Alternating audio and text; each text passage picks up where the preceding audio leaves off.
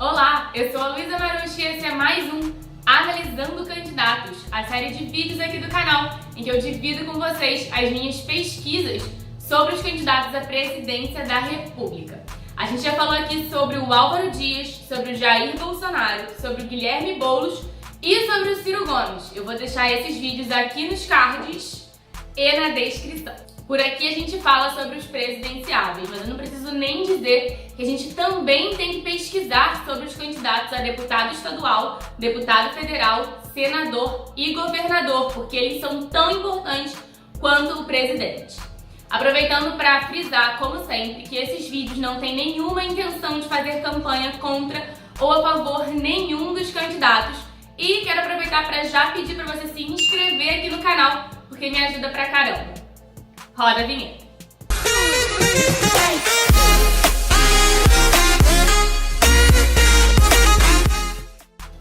No vídeo de hoje, a gente vai analisar o João Amoedo, do Partido Novo, cujo vice é o Christian Lobauer.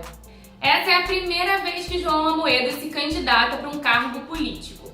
Ele é engenheiro civil e administrador, e ele é dono de uma fortuna de 452 milhões de reais, conforme declarado pelo próprio. O João foi vice-presidente do Unibanco, cargo que ele ocupou de 2004 a 2005, e em 2005 ele passou a fazer parte do conselho administrativo do banco. Em 2009, ele passou a integrar o conselho administrativo do Itaú BBA, cargo que ele exerceu até 2015. Entre 2011 e 2017, ele também fez parte do conselho de administração da empresa João Fortes Engenharia. E também em 2011 ele fundou o Partido Novo, que é por onde ele está concorrendo à presidência. Aí em 2017 ele deixou o conselho de administração da João Fortes e passou a se dedicar integralmente à sua campanha de pré-candidato à presidência da República.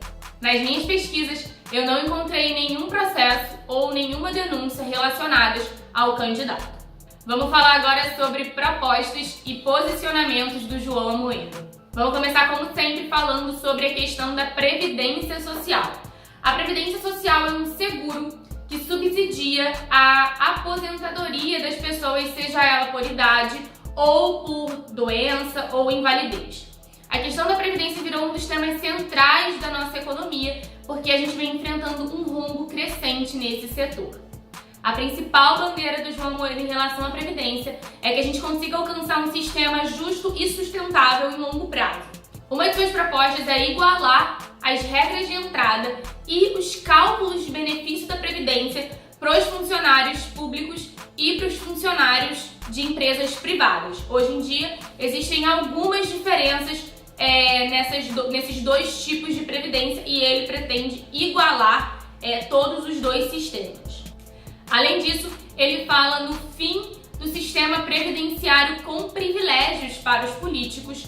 Ele fala também numa igualdade de idade mínima de aposentadoria em 65 anos, criando ali uma regra que poderia ajustar essa idade mínima dependendo da expectativa de vida do local. Ele fala na contribuição obrigatória para trabalhadores rurais e na revisão de benefícios de pensão e também no fim de acúmulo de benefícios.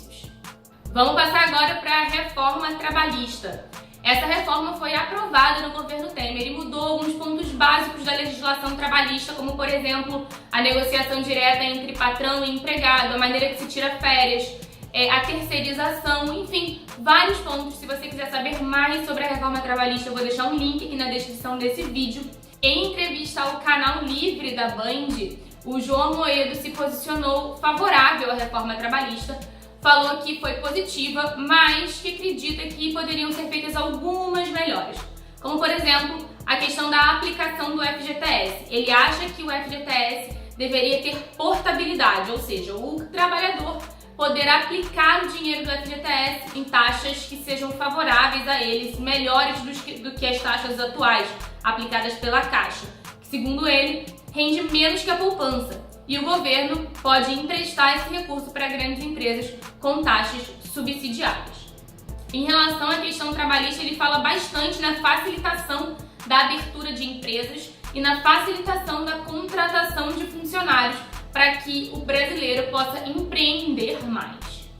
Um outro tema muito importante que a gente sempre aborda por aqui é a questão das privatizações.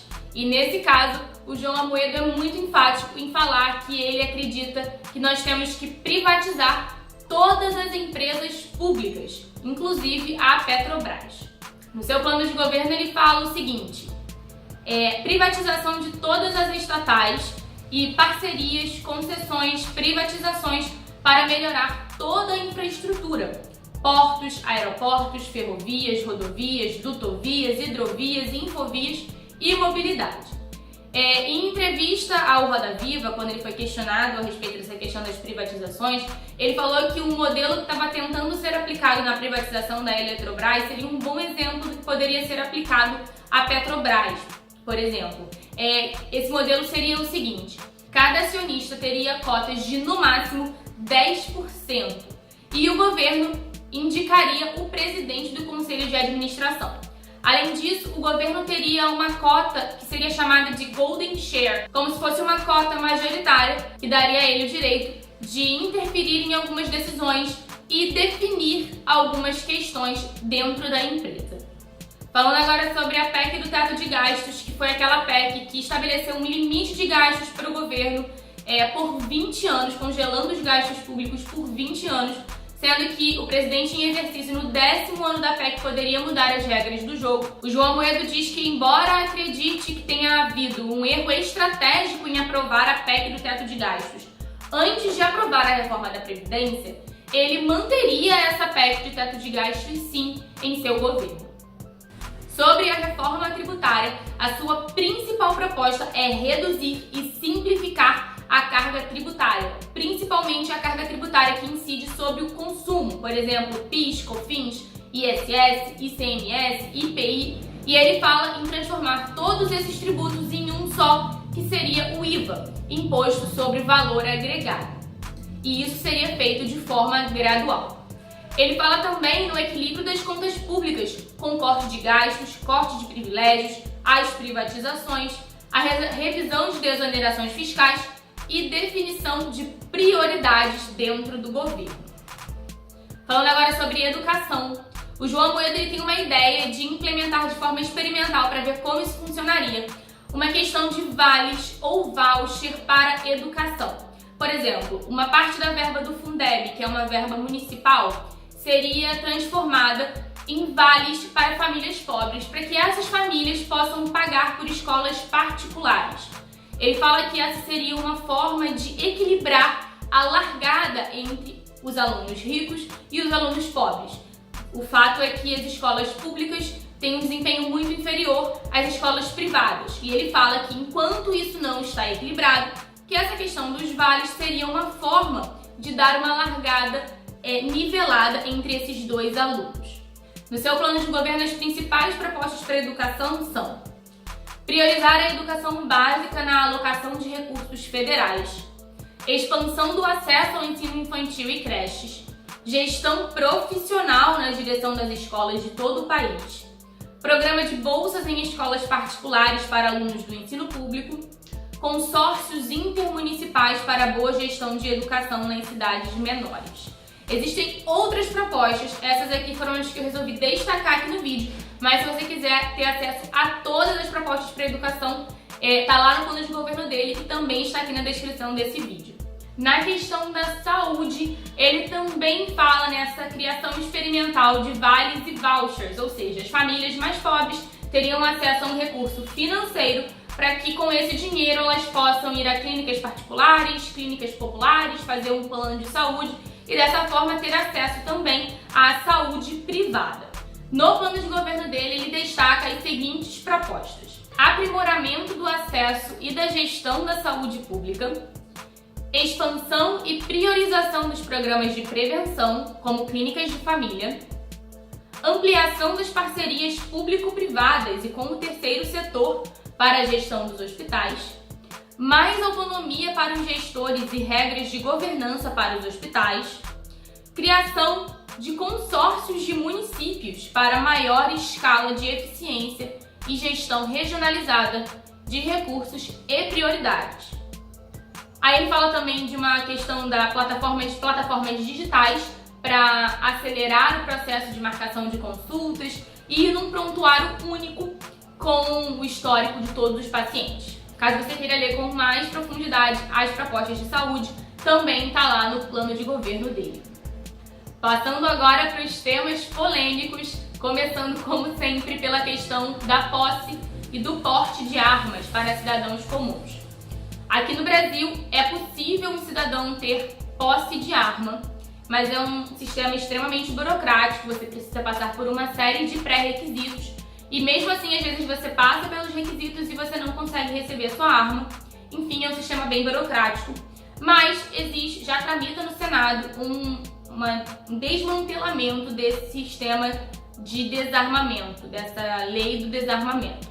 E aí levanta uma discussão muito séria, né, na nossa sociedade sobre se o cidadão comum deve ou não ter acesso à posse ou porte de arma. Em relação a isso, o candidato é a favor da liberação do porte de armas para cidadãos comuns.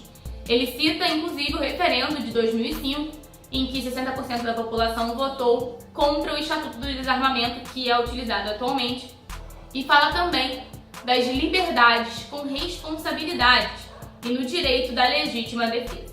Quanto à questão da legalização do aborto, o candidato é contra a legalização e acha que a legislação atual é o suficiente. Na legislação atual, mulheres vítimas de estupro, bebês anencéfalos e quando há risco de vida para a mãe, é permitido a realização do aborto. Em outros casos, é contra a lei a realização desse tipo de procedimento. Ele é a favor da legalização da maioridade penal para 16 anos e é contra a legalização da maconha e a descriminalização das outras drogas. Mas fala que pode observar o desenvolvimento de ações realizadas em outros países. Vamos falar agora um pouquinho sobre o candidato a vice-presidente na chapa do João Amoedo, porque se tem alguma coisa que a gente aprendeu com o Temer, é que a gente tem que ficar de olho no vice dos nossos candidatos à presidência. Nesse caso, o vice é o Christian Lobauer.